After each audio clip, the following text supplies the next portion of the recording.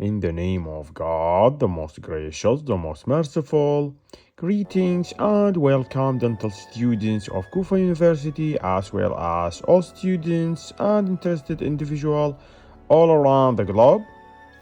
Today our subject is the simple finger spring.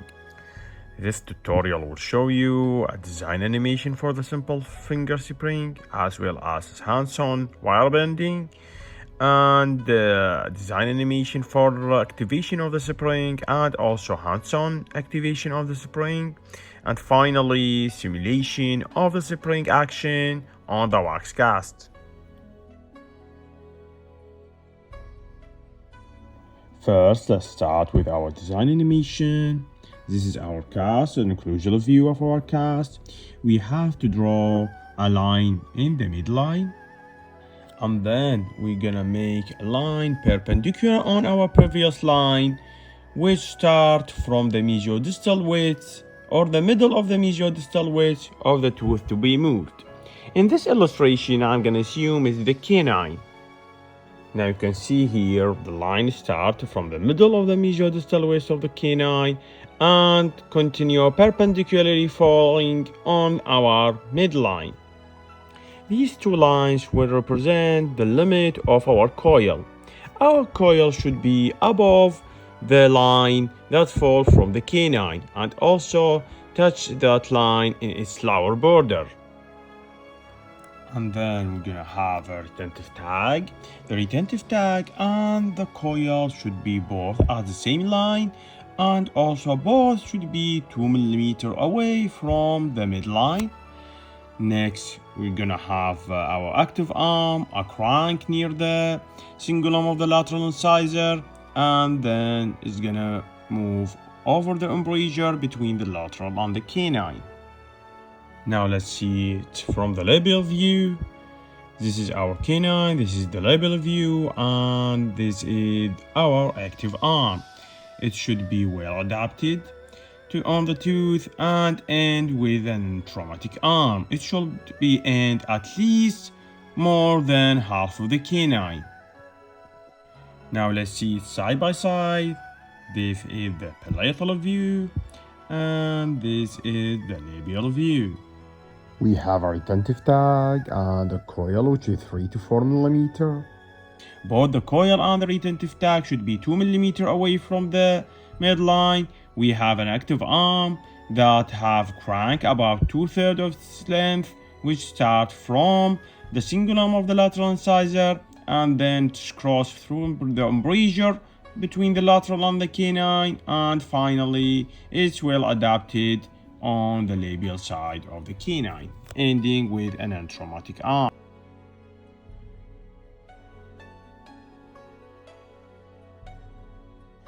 First of all, we start by straightening our wire.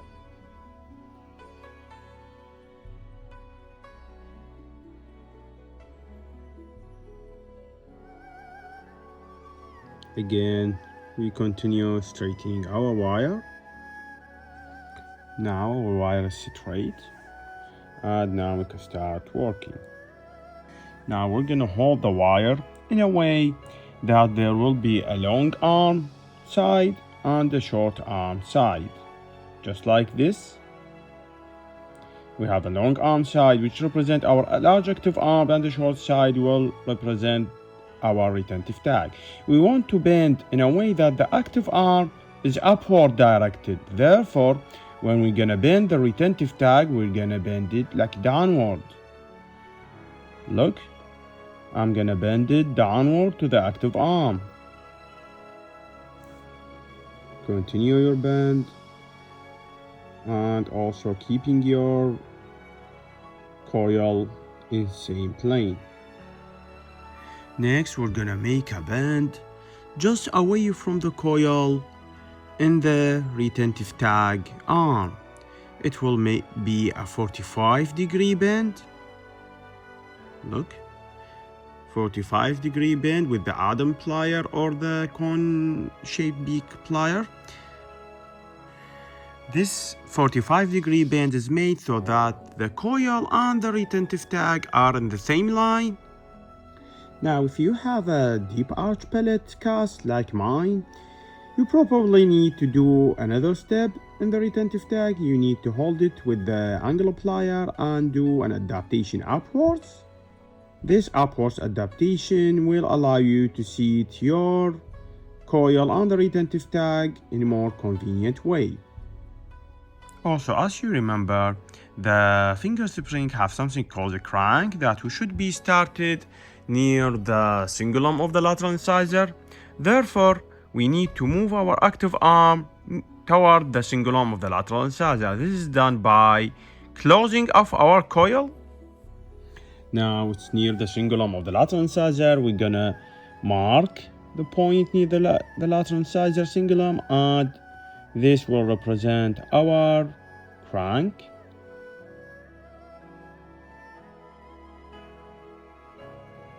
Next, with the Adam plier, we're gonna make a bend toward the canine, making our crank. We're gonna test it a little bit if we need more closing or opening, some little bit of adjustments.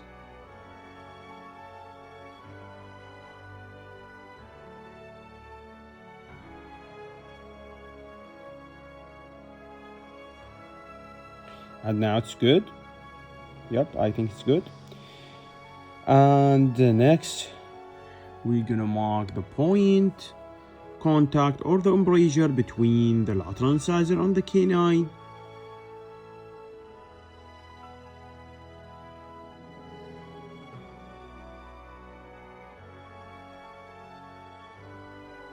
And we're gonna do a bend, downward bend, just a test bend. Don't go all the way down. We are testing if it's good, if our bend is legit, if our bend is authentic, and then we're gonna complete our bend.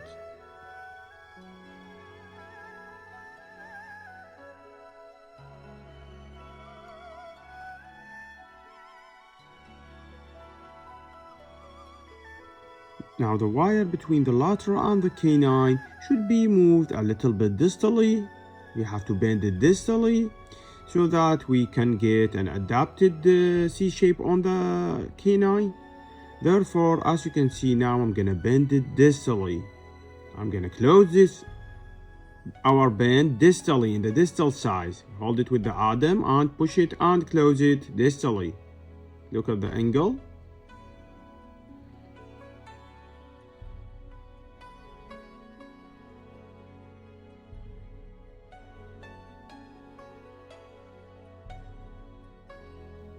Look how it's like moved distally now, but we need more distal bending. Again, I'm gonna push it distally. I'm gonna close and push, close and push.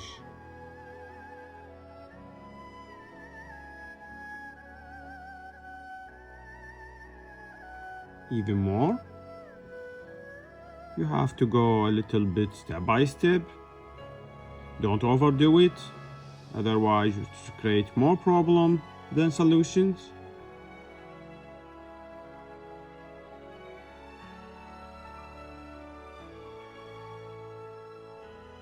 Yeah, I think that's good now.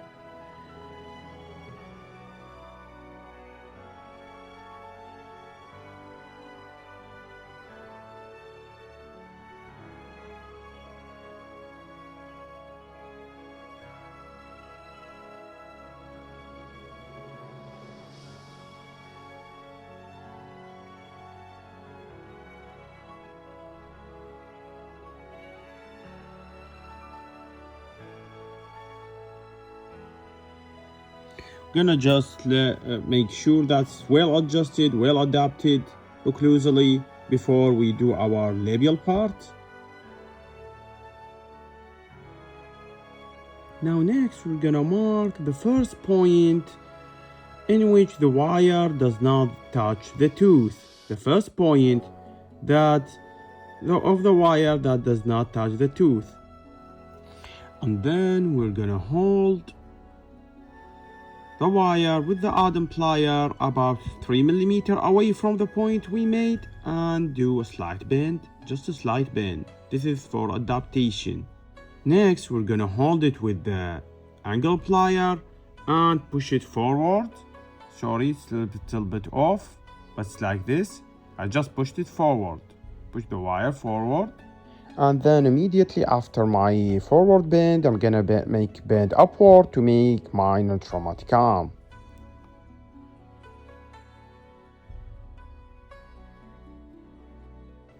Complete your bend to make it a coil-like, then close it with the Adam plier.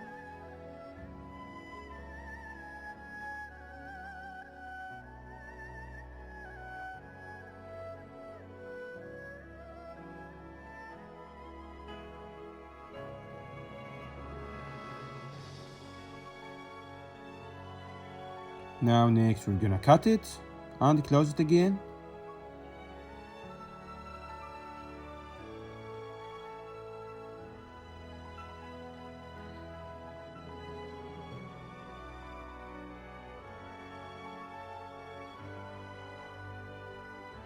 I'm gonna close it a little bit. I'm sorry, the camera was a little bit off in this part. I didn't notice it until too late, unfortunately. I'm just closing my coil, my non-traumatic arm, sorry. And now, that's our non-traumatic arm. It's like a boot shaped or a slight C shape.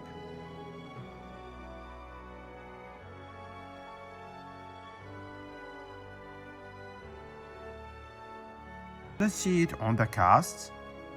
Is it adapted? It's actually well adapted. This is the labial view and this is the occlusal view. As you can see, there's no gaps between the tooth and the C shape or the boot shape active arm. Next, we're gonna have to do our retentive tag. First, with the Adam plier, we're gonna make a bend, right bend, then a left bend, another right bend, and another left bend.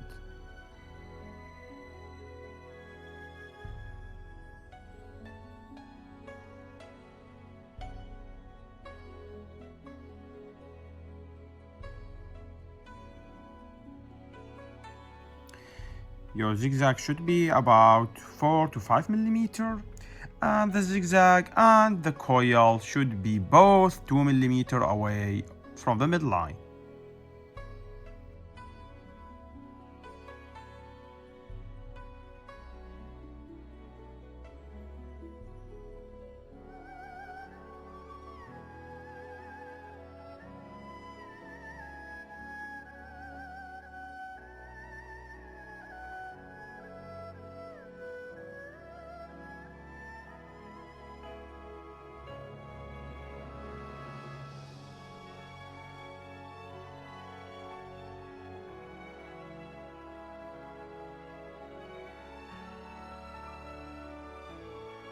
After a little bit of adjustment,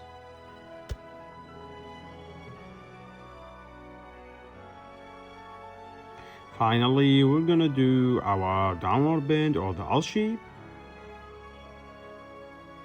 and then we're gonna cut it.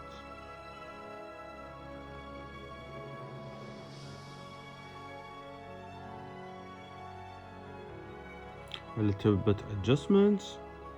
Now push it upward so that it does not interfere with the finger spring placement upward, especially the end of the retentive tag. We need to bend the tag toward the midline a little bit.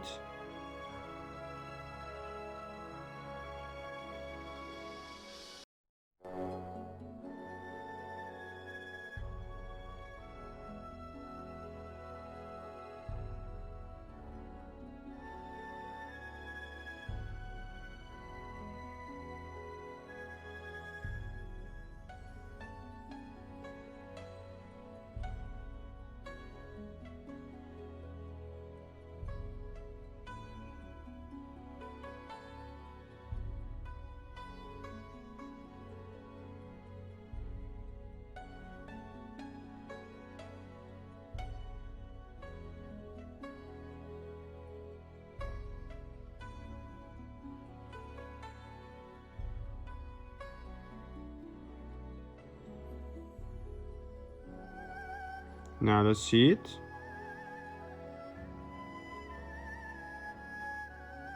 It's still interfering from the L shape.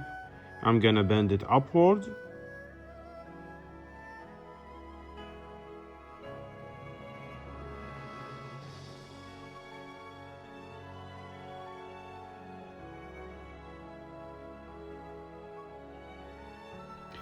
I'm going easy on the adjustment. Just doing slight bends. I don't want to overbend my wire and make notches. Now I think it's fit. Both the coil and the retentive tag are the same line. Now it's fit. Both the coil, both the retentive tag, and the active arm well adapted on the tooth. There's no gaps, and there's no gaps more than 2 millimeters between the coil and the retentive tag with the pallet.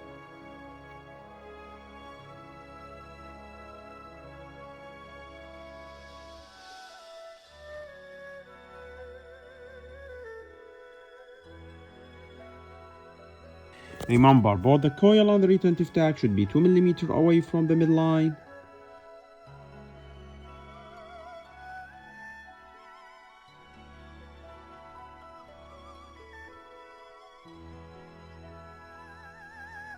Let's see a close-up look. Both the coil and the retentive tag are the same line. And the C-shaped active arm are well adapted to the tooth. There's relatively no gap between the tooth and the active arm. Even the coil are well adapted to the non-traumatic arm, is well adapted to the tooth. And the coil and the retentive tag are also well adapted to the pellets.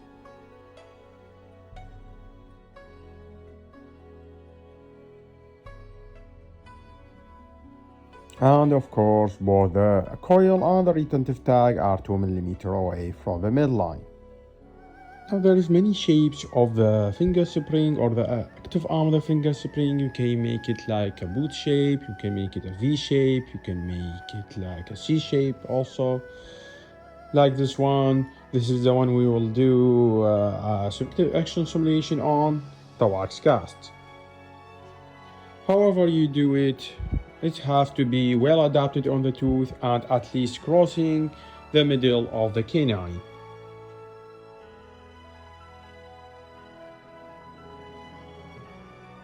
Now, regarding the activation of the simple finger spring, it's done by opening of the coils so that the active arm is deflected about 2 millimeters or 1/3 of the mesial-distal wedge of the canine.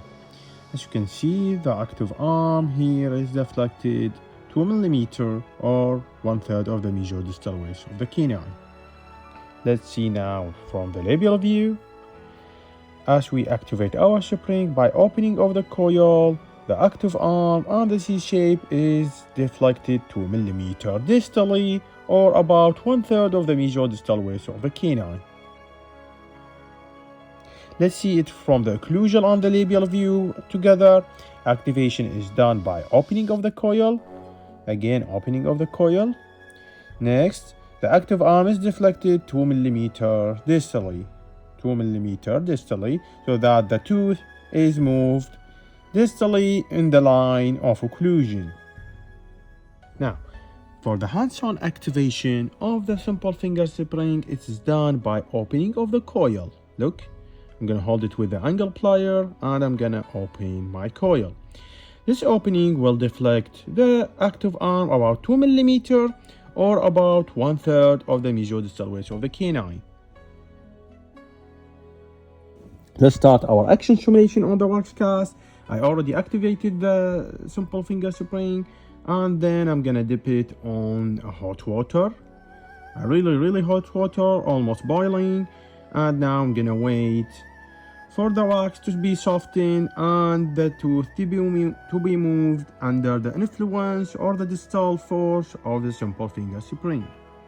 Now I'm gonna spare you the boring parts. I'm gonna fast forward the video a little bit.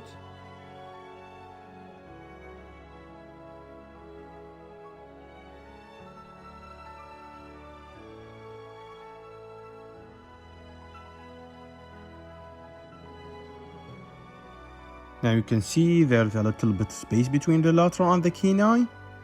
This is due to distal movement of the canine, but we need a little bit more immersion in the boiled water.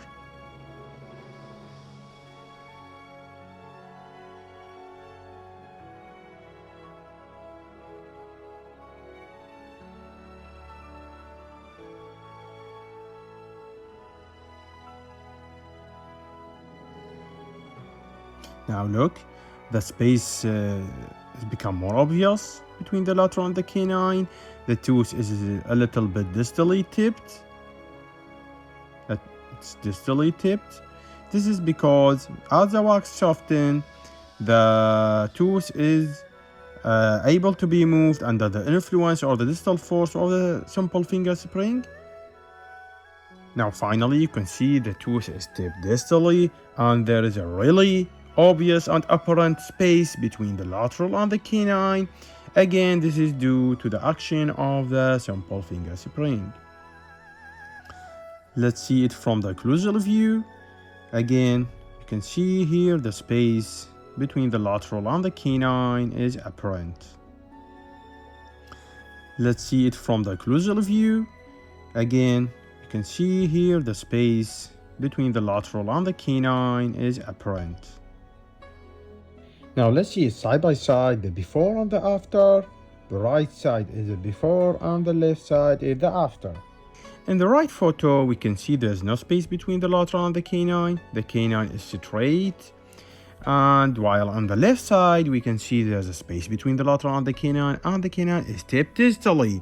The space between the canine and the first premolar is diminished. Now there is apparent distal tipping of the canine. This is corrected by, as the space between the lateral and the canine is opened due to the action of the simple finger spring, the simple finger spring on the active arm will be positioned more incisally or more cervically, It will be positioned more cervically.